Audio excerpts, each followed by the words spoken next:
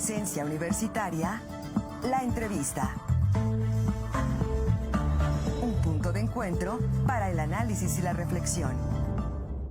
Son las 8 de la mañana ya con 4 minutos. Hoy está con nosotros a través de plataformas digitales la doctora Daniela Muñoz. Ella es fundadora y CEO de Transsalud Ciudad de México, médica, filósofa y defensora de la diversidad sexual.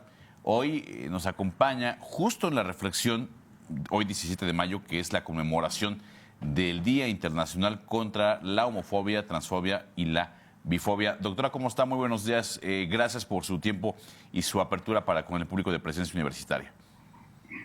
¿Qué tal? ¿Cómo les va? Gracias también a ustedes por estos espacios para seguir nombrando nuestra lucha, que definitivamente es fundamental tenerla en mente para que sepan que nuestra vida le va de suyo la lucha, le va de suyo la resistencia, porque hoy no es nada más poder estar para poder existir. Hoy necesitamos seguir luchando para seguir existiendo. Gracias por estos espacios. Ahora, ¿por qué hoy, 17 de mayo, es el Día Internacional precisamente en contra de la homofobia, de la transfobia y la bifobia? ¿Cómo? ¿Por qué hoy se celebra este día que se conmemora este Día Internacional? Bueno, a lo largo del año hay un montón de luchas. ¿Sí me están viendo porque no me veo a mí? Sí, todo bien, doctora, acá. La vemos bien y la escuchamos bien.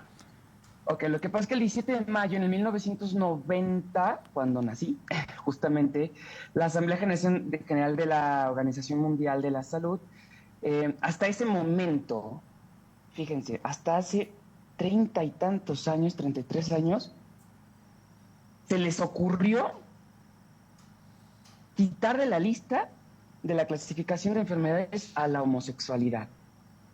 Entonces, a partir de ahí, o sea, el CIE es una clasificación internacional de enfermedades, entonces a la OMS se le ocurrió, bueno, no se le ocurrió, pero lo digo así sarcásticamente, se le ocurrió quitar a la homosexualidad de este catálogo.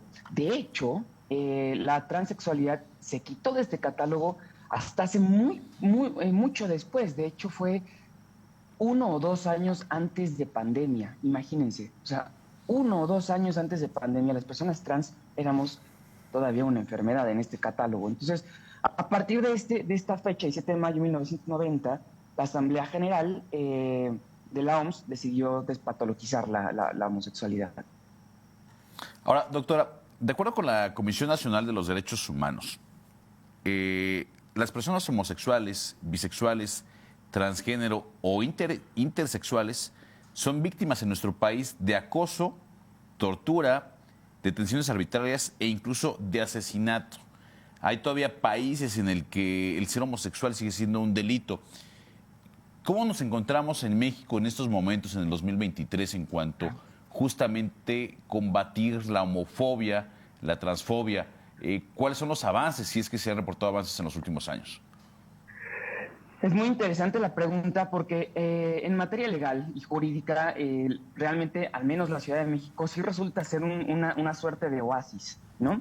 Donde tenemos un montón de garantías legales que se nos habían amputado solamente por ser trans y que se nos readjudicaron o que se crearon nuevas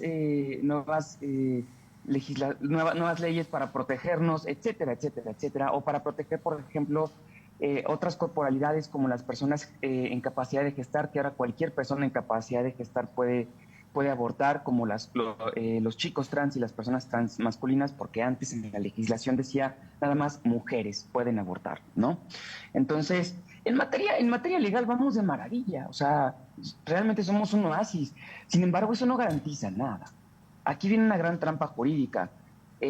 Una cosa es reconocer derechos, aprobar libertades, leyes, y otra cosa es que se garanticen. El Estado nunca te dice cómo ni cuánto te las va a garantizar, y el problema es que no es que te las garantice un Estado, no queremos un Estado paternalista, tenemos que cambiar la cultura, y allí es donde está el gran problema. No tendríamos que estar aprobando tantas leyes si la cultura no tuviera que cambiar, ¿no? Ese es el problema, que a nivel cultura no estamos muy alejados de lo que sucede en otros países, porque todos los días vivimos señalamientos, violencias, todos los días nos matan, todos los días nos violan, todos los días los días nos instrumentalizan. Por ejemplo, a nivel empresarial, se dieron cuenta que la rentabilidad de las empresas aumentaba cuando tenía grupos diversos. Vamos a contratar vamos a contratar personas trans para que entonces seamos más rentables. No por querer mejorar la situación cultural de esta sociedad humana, sino porque somos más rentables como empresa. Entonces, hoy día, culturalmente, no estamos tan alejados de ninguna parte del mundo realmente. A nivel legal, claro que vamos volando. Ahora, ¿cuáles son las principales problemáticas que enfrenta todavía este sector? Sobre todo, me parece que el sector de las personas trans son las que todavía tienen muchos más pendientes o más luchas todavía que librar.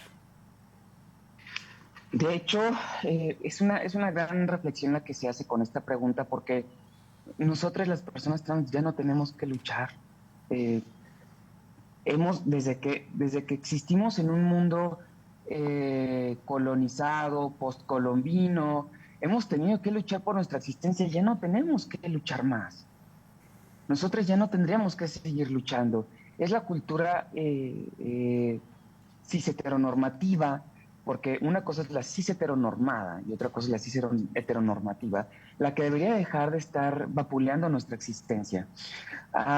¿Y qué nos falta? Bueno, literalmente todo. Todo se nos ha amputado desde una perspectiva binaria en la cual se cree que solamente existe hombres y mujeres, pene y vagina, cosa que es falaz, ¿no? Porque se sabe muy bien que en otras culturas, en otros tiempos, de este mismo pedazo de tierra, han habido muchos otros géneros, muchas otras genitalidades, etcétera, etcétera, ¿no? Pero ¿qué nos falta? Acceso a la economía.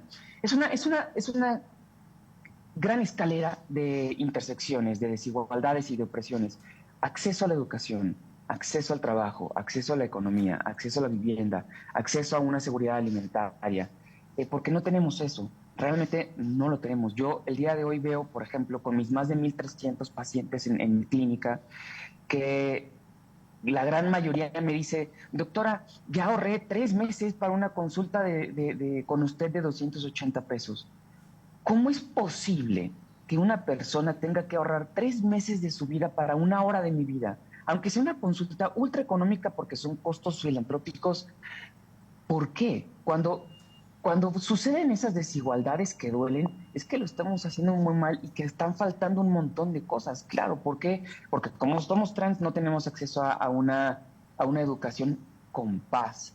Como somos trans no tenemos acceso a un espacio laboral sin violencia. Como somos trans no tenemos acceso a la economía justa.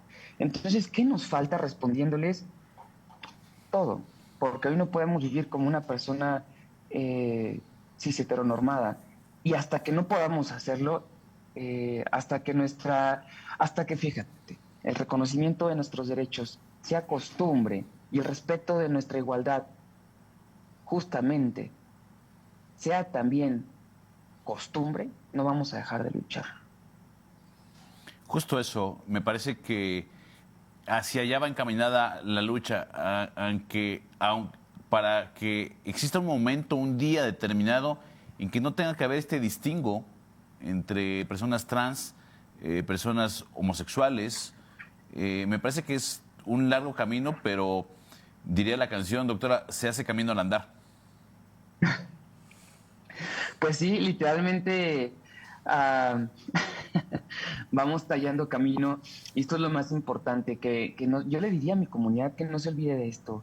Realmente hacemos camino al andar, y que no se preocupen si nuestro camino resulta en algo que no podemos ver nosotros, porque nuestro camino es para adelante, y lo que estamos dejando tallado en este periplo de vida está acá atrás. Entonces, lo que estamos caminando, lo que estamos luchando es para las generaciones que vienen. No se desalienten, pero pues resulta triste que nuestra lucha probablemente no resulte en algo fértil en nuestra generación. Pero bueno, siempre ha sido así en el activismo. Entonces, respondiéndote con una frase muy bonita, ¿hasta cuándo vamos a dejar de luchar? La visibilización y la discriminación positiva permanecerán hasta que la garantía y el respeto de nuestros derechos sea un hábito y el reconocimiento de nuestra identidad sea costumbre. Ahora, ¿qué ¿qué es necesario todavía pedir, exigir ante las autoridades? Ya nos había dicho que hay avances a nivel legislativo, sobre todo en la Ciudad de México, pero me parece que todavía hay muchas cuestiones que están pendientes. ¿Cuáles serían los siguientes pasos en materia legislativa, en materia de exigencia de derechos? A nivel jurídico, sigue, por ejemplo, que, mira, pasa algo muy interesante. Obviamente lo que se aprueba a nivel federal no tiene efecto a nivel estatal porque los estados tienen esta libertad, esta independencia. Entonces se vuelve verdaderamente estéril cuando se aprueba una ley a nivel federal que los estados pueden o no acatar por su libertad, por su autonomía, ¿no? Entonces tendremos que cambiar de base, de fondo, qué es lo que sí se tiene que acatar independientemente de esta autonomía a nivel federal, a nivel país, las cosas que se aprueban a nivel país y a nivel federal. Las cosas en materia de derechos humanos deberían de ser una de estas. No es posible que la Ciudad de México tenga reconocido por ejemplo, poder casarse entre mismos géneros o sexos y que estados como Guanajuato, que es de donde yo soy, todavía no. O sea, resulta irrisorio, ¿no? Que 2023, después de una pandemia, Guanajuato no acepte que entre dos hombres o entre dos mujeres, entre dos personas no binarias, se puedan casar. Como que, ¿por qué? ¿No? Entonces, falta que a nivel federal, en materia de derechos humanos, lo que se apruebe se respete a nivel estatal, ¿no? Independientemente de la autonomía que tengan los estados. Dos, que estas aprobaciones a nivel federal, por ejemplo, se vuelvan a emitir como aprobación en cuanto a identidad. Es decir, que la identidad puede ser algo autodeterminado independientemente de tu edad, independientemente de tu procedencia. Y tres, que realmente nos garanticen un servicio de salud a nivel nacional adecuado para que nos traten, porque el IMSS el día de hoy no sabe tratarnos y no quiere tratarnos. El ISSSTE, Pemex, etcétera, etcétera, Secretaría de Salud. Entonces resulta que tenemos que también protegernos de salud, de economía, de Entonces, si el Estado no nos protege, pues ganas, no tenemos de seguir contribuyendo al Estado. Faltan un montón de cosas, más que nada en materia de salud. Bien. Creo que me fui. Sí, un poco, doctora, pero ya la recuperamos. Para finalizar esta charla, doctora, ¿habrá movilizaciones hoy en la Ciudad de México justamente en torno a la conmemoración, en torno a la reflexión que nos ocupa? Bueno, creo que la perdimos. Creo que perdimos a la doctora. Vamos a tratar. Hola. ¿Ya? Ya ¿Aquí? la tenemos, doctora. No sé si alcanzó a escucharme si habrá movilizaciones hoy en la Ciudad de México. Sí, definitivamente va a haber movilizaciones, pero más que movilizaciones va a haber eventos muy bonitos donde vamos a seguir luchando desde nuestros espacios seguros. Siempre hay movilizaciones, se crea o no, al menos dentro de la diversidad, de la disidencia, de la cultura de la imposición sexogenérica o LGBT. Todos los días hay al menos una o dos marchas en todo el país, ¿no? Todos los días. Entonces, hoy, que es el Día Internacional de la Lucha contra la Homofobia y la Transfobia, definitivamente va a haber. ¿Dónde? Pues va a ser sorpresa, ¿no? Pero de que va a haber, más que nada va a haber eventos muy bonitos donde vamos a estar platicándoles sobre nuestra lucha. Sí. Pues perfecto, doctor. Pues nos despedimos, doctora. Muchas gracias. Ojalá podamos tenerla en un futuro inmediato para seguir generando reflexión en torno a este y otros temas trascendentales. Encantada. Gracias. Muchas gracias a la doctora Daniela Muñoz, fundadora y CEO de Transalud Ciudad de México, por haber estado con nosotros. Pausa y regresamos con más.